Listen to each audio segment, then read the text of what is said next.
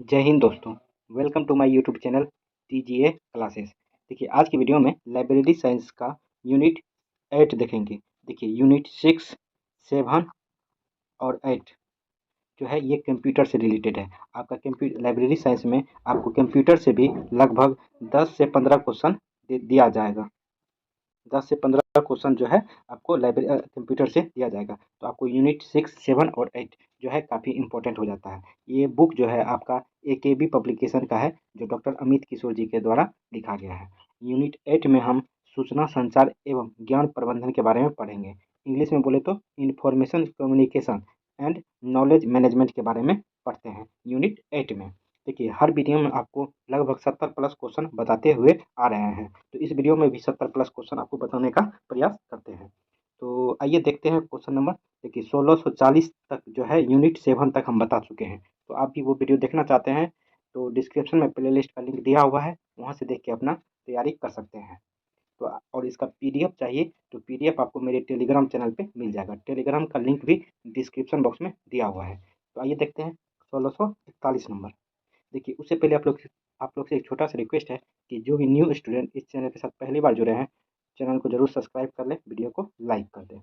देखिए question number 1641 है, data शब्द की उत्पत्ति किस लैटिन शब्द से हुई है। सबसे पहला ध्यान में रखिएगा, डेटा शब्द जो है लैटिन शब्द से उत्पत्ति हुई है। ठीक है, और किस शब्द से हुई है तो ये डेटम से हुई है। डेटम स्पेलिंग याद रखिएगा, DATUM। डेटम से जो है डेटा शब्द की उत्पत्ति हुई है, जो कि लैटिन भाषा का शब्द है। क्वेश्चन नंबर 1642, इन्फॉर्मेशन का अर्थ इनमें से क्या है। तो इन्फॉर्मेशन का अर्थ होता है, ऑप्शन नंबर 1 राइट आंसर हो जाएगा, साइंटेमेटिक फ्रॉम द डाटा। आइए क्वेश्चन नंबर 1643 देखते हैं। 1643 है, डेटा के बारे में कौन सा कथन सत्य है। तो डेटा के बारे में ये सारे कथन सत्य, उपरोक्त सभी कथन सही है। तो देख लेते हैं। पहला कथन है, डेटा का अर्थ उस रूप में लिया जा सकता है जिसमें व्यक्त, स्थान या अन्य का मूल्यांकन अक्षरों या संख्याओं के माध्यम से किया जाता है और जिसमें कुछ अर्थ निकलता हो। दूसरा है, ऑक्सफोर्ड इनसाइक्लोपीडिक इंग्लिश डिक्शनरी के अनुसार कोई भी तथ्य या सिद्धांत प्रस्तुत किया जाता है जिस पर अनुमान या तर्क आधारित होता है। और तीसरा है, डेटा शब्द की उत्पत्ति लैटिन भाषा से हुई है, डेटम से, DATUM, डेटम शब्द से, ध्यान में रखिएगा। तो आइए 1644 देखते हैं। ज्ञान नॉलेज इनमें से क्या है। ज्ञान नॉलेज इनमें से क्या है, तो ऑप्शन के अनुसार जो है ज्ञान नॉलेज जो है ये सिस्टमेटिक फ्रॉम द इंफॉर्मेशन है। ज्ञान आपका 1645, ज्ञान मूल्यतः दो प्रकार के होते हैं, कौन कौन सा। तो इसका राइट आंसर हो जाएगा option number 1, tacit knowledge and explicit knowledge. Question number 1646 आपका, डेटा सूचना और ज्ञान का कौन सा क्रम सही है। तो ऑप्शन के अनुसार ऑप्शन 1 नंबर ही सही है। डेटा, इंफॉर्मेशन, नॉलेज, विजडम और ट्रेडिशनल जो है डेटा सूचना और ज्ञान का सही क्रम है। तो आइए क्वेश्चन नंबर 1646 देखिए। 1647 देखते हैं। 1647 है आपका, संचार अंग्रेजी के कम्युनिकेशन शब्द का हिंदी अनुवाद है। यह शब्द लैटिन शब्द से बना है। तो इसका क्या अर्थ होता है, तो लैटिन शब्द कौन सा शब्द से बना है। इसका राइट आंसर हो जाएगा ऑप्शन नंबर 1, कम्युनिस एंड कम्युनिकेयर शब्द से बना हुआ है। क्वेश्चन नंबर 1648 देखिए कम्युनिकेशन कम्युनिकेशन के बारे में कौन सा कथन सत्य है। कम्युनिकेशन के बारे में ये सभी उपरोक्त जो कथन दिया हुआ सभी कथन सही है। तो देख लेते हैं। पहला कथन है, संचार का सामान्य अर्थ किसी सूचना या संदेश को एक व्यक्ति से दूसरे व्यक्ति तक पहुंचाना या प्रसारित करना होता है। दूसरा है कथन, संचार का अर्थ शब्दों और संदेशों के माध्यम से जानकारी प्राप्त करने वाले प्रेषक या प्राप्तकर्ता के बीच एक समानता स्थापित करना है।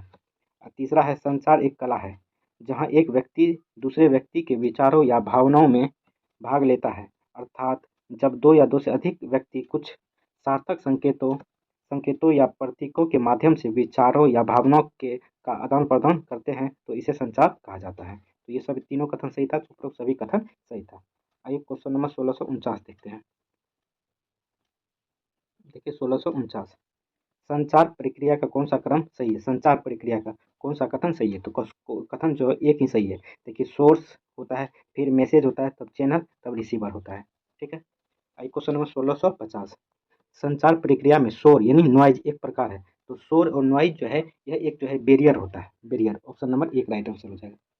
क्वेश्चन नंबर 1651, स्वर संचार यानी वोकल कम्युनिकेशन इस प्रकार का है। तो वोकल कम्युनिकेशन यानी शोर संचार जो है किस प्रकार का है? ये आपका कॉन्वर्सेशंस है, conversation. Option number 1 right answer हो जाएगा। क्वेश्चन नंबर 1652 देखते हैं। 1652 है आपका, संचार के लिए प्रयुक्त माध्यम के आधार पर संचार के 3 मुख्य प्रकार होते हैं। पहला होता है वर्बल कम्युनिकेशन, दूसरा है नॉन वर्बल कम्युनिकेशन और तीसरा क्या हो जाएगा? तो तीसरा हो जाएगा ऑप्शन नंबर 1 रिटन कम्युनिकेशन। ठीक है, तो संचार के तीन तीन मुख्य प्रकार होते हैं। पहला वर्बल कम्युनिकेशन, दूसरा नॉन वर्बल कम्युनिकेशन और तीसरा जो है रिटन कम्युनिकेशन होता है। ऑप्शन नंबर 1 राइट आंसर हो जाएगा। आइए क्वेश्चन नंबर 1653 देखते हैं। देखिए, संचार प्रक्रिया में शामिल लोगों की संख्या के आधार पर संचार मुख्यतः 4 प्रकार के होते हैं। तो 4 प्रकार क्या होता है? 3 प्रकार दिया हुआ है। पहला दिया है इंटरपर्सनल कम्युनिकेशन, दूसरा है इंटरपर्सनल कम्युनिकेशन और तीसरा है ग्रुप कम्युनिकेशन और चौथा क्या हो जाएगा? तो चौथा हो जाएगा मास कम्युनिकेशन। ठीक है, मास कम्युनिकेशन आप लोग थोड़ा बहुत जानते होंगे, मीडिया से रिलेटेड है। आइए क्वेश्चन नंबर 1654 देखते हैं। संचार वह प्रक्रिया है जिसमें एक व्यक्ति स्वयं से अर्थात अपनी परिधि पर मौजूद व्यक्ति से संचार करता है, यह संचार कहलाता है। तो यह संचार जो है इंट्रापर्सनल कम्युनिकेशन कहलाता है, इंट्रापर्सनल कम्युनिकेशन। क्वेश्चन नंबर 1655 देखिए। संचार वह प्रक्रिया है जिसमें दो लोग शामिल होते हैं, जिसमें दो लोग आपस में भावनाओं और विचारों का आदान प्रदान करते हैं, तो उसे क्या कहा जाता है? तो उसे जो है इंटरपर्सनल कम्युनिकेशन कहलाता है, इंटरपर्सनल कम्युनिकेशन। 1656 देखिए, जब दो या दो से अधिक व्यक्ति आपस में भावनाओं और विचारों का आदान प्रदान करते हैं तो इसे क्या कहते हैं? तो इसे जो है ग्रुप कम्युनिकेशन कहते हैं। Option number C right answer हो जाएगा। क्वेश्चन नंबर 1657 देखिए। 1657 है, यदि कोई व्यक्ति अपनी आत्मा से बात करता है तो वो कौन सा संचार है? तो कोई व्यक्ति जो आत्मा से बात करता है, अपने आप से बात करता है, तो इंट्रापर्सनल कम्युनिकेशन कहलाता है। Option number B right answer हो जाएगा। क्वेश्चन नंबर 1658 देखिए। 1658 है आपका, यदि कोई व्यक्ति देखिए, यदि कोई व्यक्ति किसी बैठक या सभा को संबोधित कर रहा है तो वह संचार किस प्रकार का है? तो वह मास कम्युनिकेशन कहलाता है। ऑप्शन नंबर 1 राइट आंसर हो जाएगा, मास कम्युनिकेशन। क्वेश्चन नंबर 1659 देखिए। कक्षा में शिक्षक और विद्यार्थियों के बीच संवाद होता है, तो इसे कहते हैं। तो कक्षा में शिक्षक और विद्यार्थियों के बीच में जो संवाद होता है तो उसे ग्रुप डिस्कशन कहलाता है, ग्रुप कम्युनिकेशन। क्वेश्चन नंबर 1660, संदर्भ लाइब्रेरियन और एक पाठक के बीच संचार होता है। तो संदर्भ लाइब्रेरियन और एक पाठक के बीच में जो संचार होता है उसे जो है इंटरपर्सनल कम्युनिकेशन कहलाता है। Option number C right answer हो जाएगा। क्वेश्चन नंबर 1661 देखिए। मास मीडिया के उदाहरण है, तो मास मीडिया का जो है कौन सा उदाहरण है? तो ये ऑल द एबव हो जाएगा, ऑल द एबव। तो मास मीडिया का जो है न्यूज़पेपर भी आपका उदाहरण है, टेलीविजन भी है, इंटरनेट भी है। 1652, विद्वान व्यक्तियों के बीच अनौपचारिक संचार कहलाता है। तो विद्वान व्यक्तियों के बीच अनौपचारिक अनौपचारिक संचार जो है ये इनविजिबल कॉलेज कहलाता है, इनविजिबल कॉलेज। 1663, 1663 है आपका, निम्नलिखित में से कौन सा संचार प्रणाली से भिन्न है? तो ऑप्शन ऑप्शन दिया हुआ है कि कौन सा संचार प्रणाली से भिन्न है। तो इंट्रोपी जो है ये संचार प्रणाली से भिन्न है, बाकी रिसीवर, चैनल और सेंडर ये सब संचार प्रणाली का मतलब माध्यम है। 1664 देखिए, निम्नलिखित में से संचार प्रणाली में एंट्रोपी का प्रयोग किससे संबंधित है? तो संचार प्रणाली में जो है एंट्रोपी का प्रयोग जो है किससे संबंधित है? ये आपका संबंधित है option number C degree of uncertainty in information से संबंधित। Option number C right answer हो जाएगा। क्वेश्चन नंबर 1665 देखिए, निम्नलिखित में से किसने संचार मॉडल प्रदान नहीं किया? तो किसमें से जो है संचार मॉडल प्रदान नहीं किया है? तो एस आर रंगनाथन जो है ये नहीं किया, बाकी आप एरस्तु किया है, लेसवेल किया है, सेनन एंड वेबर भी किया है। आइए क्वेश्चन नंबर 1666 देखते हैं। 1666, महान दार्शनिक अरस्तु ने सबसे पहले 300 ईसा पूर्व में संचार का एक प्रामाणिक मॉडल प्रस्तुत किया था, जो आज भी प्रामाणिक है। उन्होंने निम्नलिखित में से किस प्रकार संचार मॉडल प्रस्तुत किया था? तो वो जो प्रस्तुत किया था अरस्तु ने 300 ईसा पूर्व में ये किया था। ऑप्शन नंबर 1 स्पीक बोला था, स्पीकर हुआ, स्पीच हुआ, ऑडियंस हुआ क्वेश्चंस वाई और इफेक्ट इसका होगा ऑप्शन नंबर 1 राइट आंसर हो जाएगा। क्वेश्चन नंबर 1667 देखिए 1940 के दशक में एक प्रमुख रूढ़िवादी वैज्ञानिक हेराल्ड लॉसवेल ने संचार के लिए एक नए मॉडल का डिजाइन किया था।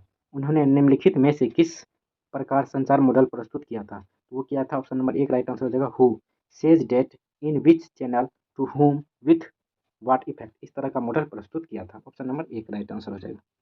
आइए 1668 देखते हैं।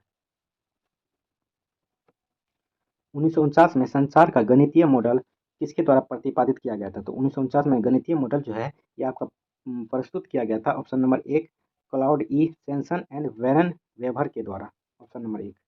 क्वेश्चन नंबर 1669 देखिए सेनन और वीवर द्वारा प्रतिपादित संचार के गणितीय प्रारूप में संचार के 5 तत्वों पहला है इंफॉर्मेशन सोर्सेस, दूसरा है ट्रांसमीटर, तीसरा है चैनल, चौथा है रिसीवर और पांचवा क्या हो जाएगा? तो पांचवा आपका हो जाएगा destination point. Option number 1 right answer हो जाएगा। आइए 1670 देखते हैं। संचार के सस्ते में रुकावटें या बाधा क्या है? संचार के रास्ते में रुकावटें और बाधाएं जो है क्या कहलाता है? तो संचार के ये कहलाता है ऑल द एबव। संचार के रास्ते में रुकावट बाधा जो है लैंग्वेज भी कहलाता है, आपका फिजिकल बैरियर भी कहलाता है, इकोनॉमिक फैक्टर्स भी कहलाता है। 1671 60 के दशक में सूचना समाज शब्द का प्रयोग सबसे पहले किस देश में किया गया था? तो 60 के दशक में सूचना शब्द का प्रयोग जो है सबसे पहले जो है ये किया गया था जापान देश में। Option number 1। 1672 सूचना विज्ञान शब्द किस वर्ष प्रकाश में आया था? तो सूचना विज्ञान शब्द जो है 1659 ईस्वी में 1959 ईस्वी में प्रकाश में आया था सूचना विज्ञान शब्द, ध्यान रखिएगा। आइए क्वेश्चन नंबर 1673 देखते हैं। 1673 देखिए where is the wisdom we have lost in the knowledge. यह कथन किसका है? ये कथन जो है आपका टी.एस. इलियट का है। Option number C T S. Eliot का जो ये कथन है where is the wisdom we have lost in knowledge. 1674 देखिए इनमें से सूचना समाज के तत्व है, तो सूचना समाज की जो है कौन सा तत्व है? तो ऑप्शन के अनुसार जाइएगा तो सूचना समाज की जो तत्व है वो आपका है आईसीटी नॉलेज है, उसके बाद आपका जो है इंटरनेट है। तो 2 और 3 जो है करेक्ट है, तो option number D right answer हो जाएगा। क्वेश्चन नंबर 1675 देखिए फेयर यूज यह शब्द अधिक प्रासंगिक है, तो फेयर यूज जो है ये आपका कॉपीराइट से संबंधित है। 1676 कॉपीराइट शब्द किसके लिए अधिक प्रासंगिक होता है? तो कॉपीराइट शब्द जो है अधिक रूप से प्रासंगिक जो होता है ये आईपीआर के लिए होता है। इसका फुल फॉर्म होता है intellectual property rights. Option number 1। Question number 1677 देखिए निम्नलिखित में से किस मुद्दे पर बर्न कन्वेंशन आयोजित किया गया था? तो बर्न कन्वेंशन जो है ये आपका कॉपीराइट पे आयोजित किया गया था आईपीआर के लिए इंटेलेक्चुअल प्रॉपर्टी राइट्स पे जो है बर्न कन्वेंशन आयोजित किया गया था। 1678 देखिए libraries as gateways to knowledge यह शीर्षक किस रिपोर्ट का हिस्सा है?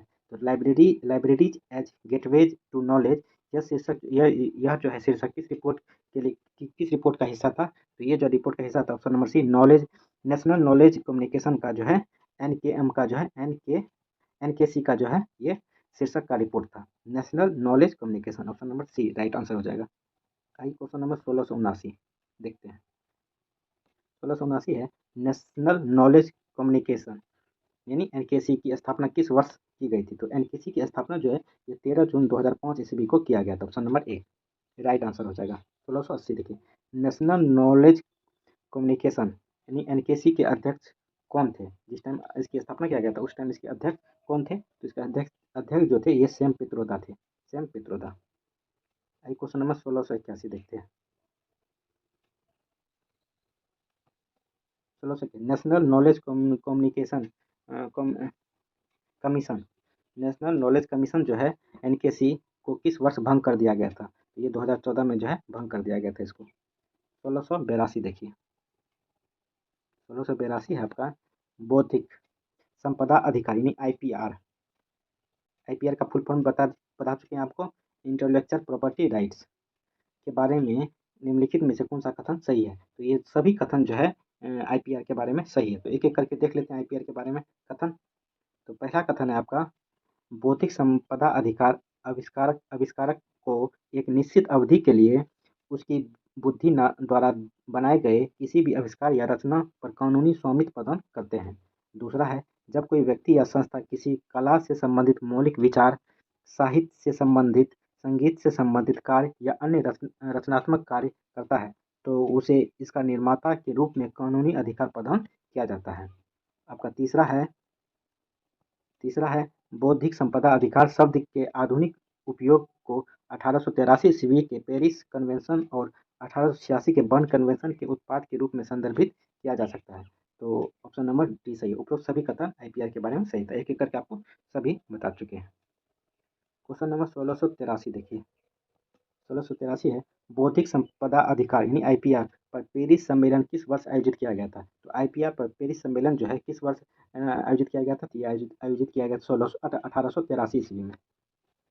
1684 देखिए, बौद्धिक संपदा अधिकारों पर बर्न कन्वेंशन किस वर्ष आयोजित किया गया था? तो बर्न कन्वेंशन जो है ये आयोजित किया गया था 1886 में, 3 साल बाद। बर्न कन्वेंशन किस विषय पर आयोजित किया जाता है? तो बर्न कन्वेंशन जो है ये आपका ऑन कॉपीराइट पे आयोजित किया गया था, कॉपीराइट पे, आईपीआर पे। 1686 पीपो WIPO जिसका फुल फॉर्म होता है वर्ल्ड इंटेलेक्चुअल प्रॉपर्टी ऑर्गेनाइजेशन का कार्यालय कहाँ स्थित है? तो इसका कार्यालय जो है जेनेवा में स्थित है, इन जेनेवा। 1687 देखिए, विश्व व्यापार संगठन यानी WTO की स्थापना किस वर्ष हुई थी? तो इसका स्थापना 1995 ईस्वी में किया गया था। 1688 देखिए, ये आपका मिलान करने वाला है। जब मिलान कीजिएगा देखिए हम बता देते हैं, ध्यान रखिएगा। द इंडियन कॉपीराइट, आप कहीं कॉपी लेके कलम लेके बैठे होंगे तो इसको जरूर नोट कर लीजिए, काफ़ी इंपॉर्टेंट है आपके लिए ये। देखिए, द इंडियन कॉपीराइट एक्ट जो ये पारित किया गया था 1957 ईस्वी में, ध्यान रखिएगा। देखिए, दूसरा है द पेटेंट एक्ट जो है ये आपका पारित किया गया था 1970 में। तीसरा है the geographical indications of goods act, ये आपका पारित किया गया था 1999 में। और द ट्रेड मार्क एक्ट ये आपका पारित किया गया था 1999 में ही। ठीक है, तो इसको मिलान कीजिएगा तो option number B right answer हो जाएगा। आप इसे नोट कर लीजिए कहीं भी।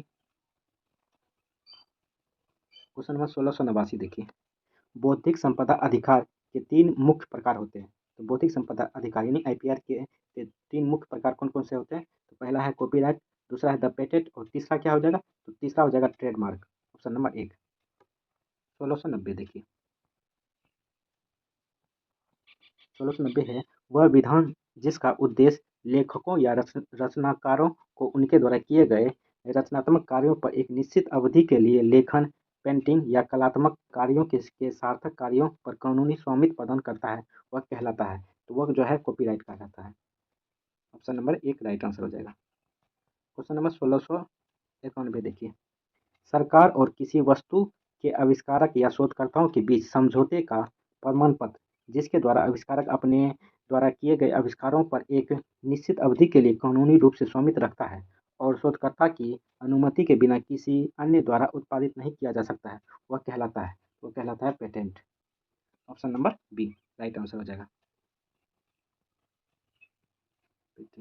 1692 देखिए, प्रत्येक कंपनी इस अपने व्यवसाय संचालन के लिए एक प्रतीक के रूप में उपयोग करता है। मतलब कंपनी जो है अपना कुछ लोगो लगाता है तो उसे क्या कहा जाता है? तो उसे ट्रेडमार्क कहलाता है। Option number C right answer हो जाएगा, ट्रेडमार्क।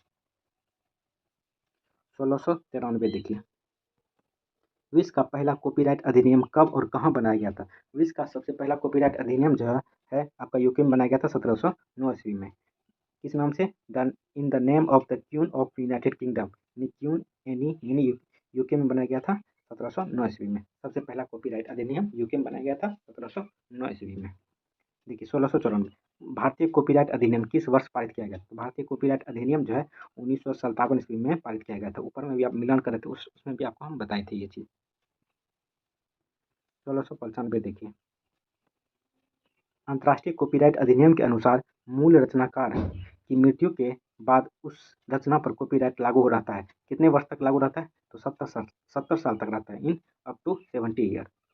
1696 देखिए, भारतीय कॉपीराइट अधिनियम के अनुसार मूल रचनाकार की मृत्यु के बाद भी उस रचना पर कॉपीराइट लागू होता है। तो भारत में कितने साल तक रहता है? तो 60 साल तक रहता है कॉपीराइट अधिनियम, अप टू 60 ईयर। 1697 देखिए, भारत में सूचना की स्वतंत्रता विधेयक किस वर्ष पारित हुआ था? तो भारत में सूचना की स्वतंत्रता विधेयक जो है ये पारित हुआ था आपका 2002 में। ऑप्शन नंबर 1 राइट आंसर हो जाएगा, यानी आरटीआई। 1698 भारत में सूचना का अधिकार विधेयक विधेयक पारित किया गया था। तो भारत में सूचना का अधिकार विधेयक जो है ये आपका पारित किया गया था 12 अक्टूबर 2005 को। ध्यान में बहुत रखिएगा, आरटीआई पारित हुआ था, आरटीआई राइट टू इन्फॉर्मेशन, 12 अक्टूबर 2005 को। ये वीडियो का लास्ट क्वेश्चन है। यदि आप लोग यहाँ यहाँ तक देख के आए होंगे तो ज़रूर वीडियो अच्छा लगा होगा आप लोग को, तो इसलिए आप लोग चैनल को भी ज़रूर सब्सक्राइब कर दें, वीडियो को लाइक कर दें। यदि इसका पीडीएफ चाहिए तो आप मेरे टेलीग्राम चैनल से जुड़ सकते हैं, टेलीग्राम का लिंक डिस्क्रिप्शन बॉक्स में दिया हुआ है। चलिए लास्ट क्वेश्चन देखते हैं। राइट टू इन्फॉर्मेशन यानी आरटीआई भारतीय संविधान किस अनुच्छेद में शामिल है? तो राइट टू इन्फॉर्मेशन जो है ये आर्टिकल 19A में शामिल किया गया है। तो 12 अक्टूबर 2005 को इसको लाया गया था, राइट टू इन्फॉर्मेशन। ठीक है, तो कैसा लगा वीडियो कमेंट करके ज़रूर बताएं, चैनल को भी ज़रूर सब्सक्राइब कर दें, वीडियो को लाइक कर दें। चलिए थैंक यू, जय हिंद।